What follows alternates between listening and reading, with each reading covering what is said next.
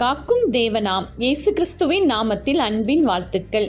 யாத்திராகமம் 33 அதிகாரம் 17 என் கண்களில் உனக்கு கிருபை கிடைத்தது, உன்னை பேர் சொல்லி அழைத்து அறிந்திருக்கிறேன் என்றார்.